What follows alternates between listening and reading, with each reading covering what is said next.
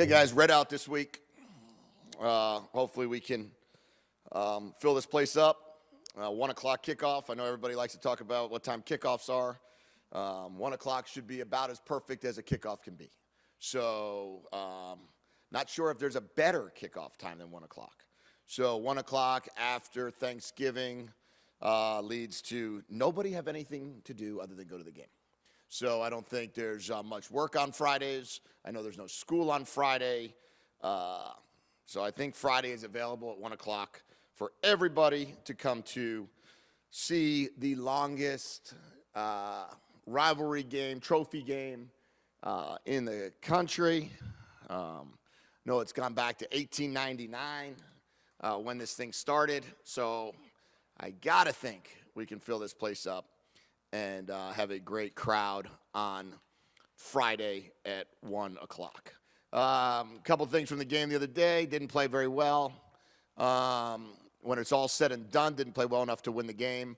Thought our defense probably had their best performance of the year, although I would argue that the performance against UCLA was pretty good as well.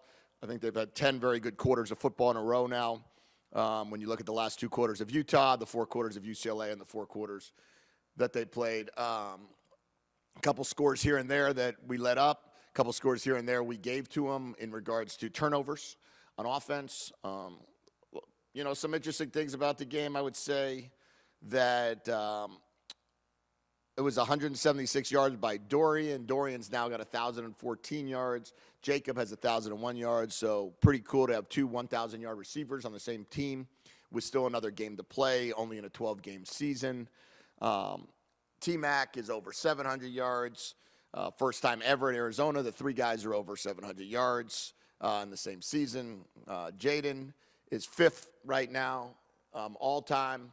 5th also in the country currently at about 3,500 yards. Hope to be able to continue that. I know that he threw the ball for a bunch of yards again last week. Tanner is 2nd. All-time in season catches. So there's a lot of good things, especially with the fact that every one of those players will be returning moving forward. I'm hopeful of that. And then other than that, I think we know what's ahead of us, and all of our focus is on the team up north. Several times in the game the other day, there was the quarterback and the receivers seemed to see different things. How does that happen, and were you surprised to see it happen that much in the 11th game of the season? Yeah, I think really what happened was there was a couple times that I'm sure you're referring to with Tanner. We threw a pick over Tanner's head, which never should have happened. Tanner should have just ran right past the Mike linebacker. I'm not sure what caused Tanner to kind of stop there. There was one where we threw it to Dorian on the other side of number 51, and Dorian kind of got caught up on one side of 51. Dorian came back and said he should have just continued on across behind him. And there was one where our left tackle didn't pick up number 8 on a blitz, and we were throwing it to Cowling on a choice route where he was breaking in, and we wound up throwing a pick 6 to the corner. But Jaden was throwing it like he was hot on that throw. He shouldn't have been hot. That was an easy protection with the left tackle, but he was hot because there was a guy running free. So he threw it as he was hot, and Jacob knew he wasn't hot. So it was one of those deals that, unfortunately, we had a protection breakdown that caused an interception for a touchdown.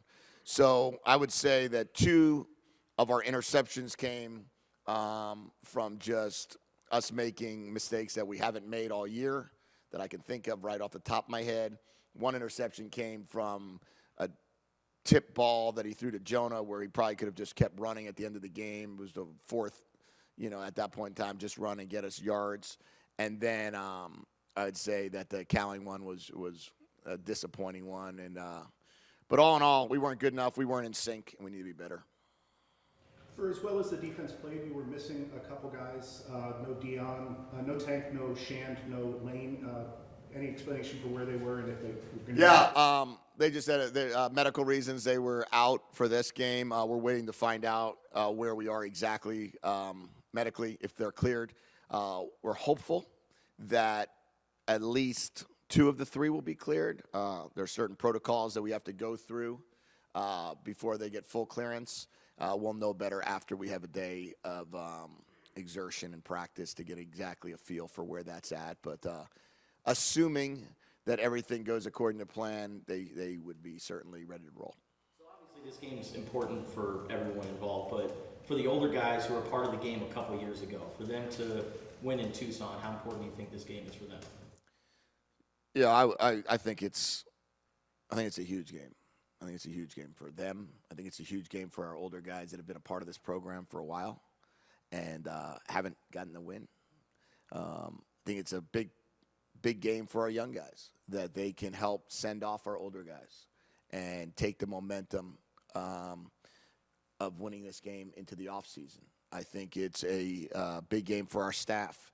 There's been a lot of great improvements in our team as a whole all season long, and it'd be very exciting to be able to finish strong at home.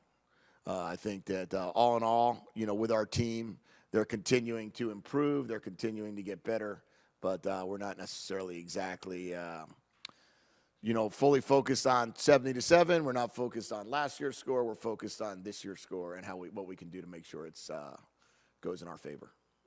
What is the schedule for this week? What are the Thanksgiving plans? And then how many players do you expect to walk on Friday? A couple things. The schedule this week we'll practice. We'll treat Monday, Tuesday, and Wednesday as we would a Tuesday, Wednesday, and Thursday. And then Thanksgiving morning, what we'll do is we'll have all of our players' families here for breakfast with our coaches' families. And that will be from 10:30 to 12.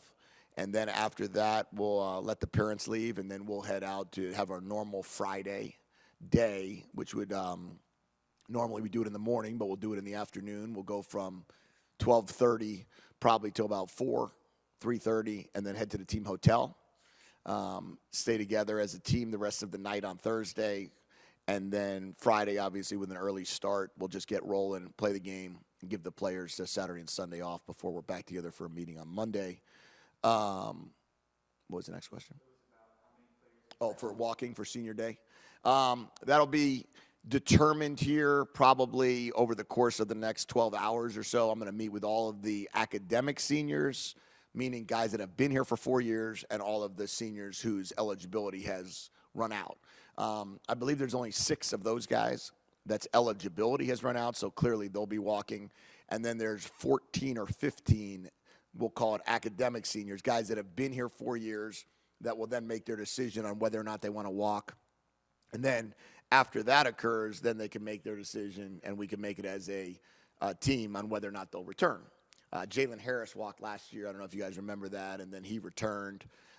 So I think sometimes you just have to figure out at this point in time how many guys are going to walk, and then how many guys are going to walk and then come back. You've coached in some of the biggest college football rivalries. What did you know about this rivalry before you got here, and how's that matched up with what you've seen? A lot of the big rivalries, you have like the inner city rivalry when you talk about USC and UCLA.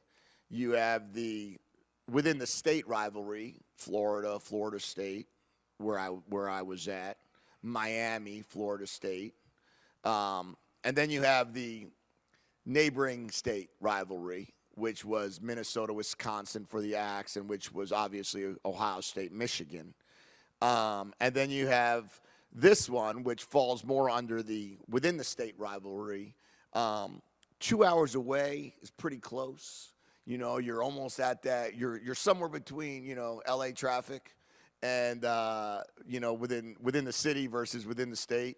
But I would say that I certainly understood when you have a state university, 2 state universities going against each other, the last game of the season, it's a big rivalry, right? And it's Auburn, Alabama. It's Florida State. It's Arizona State. And I'm excited about being a part of it.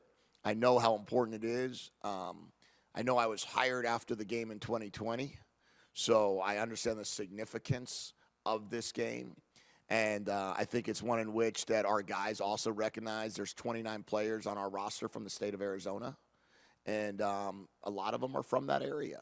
So a lot of them are from that northern part of the state, and it means a lot. And you listen to them talk, and you listen to what matters to them. This game's a big deal. It's a really big deal, and we got to make sure that we prepare and play understanding that. Okay, that's our time. Okay, guys. Happy Thanksgiving.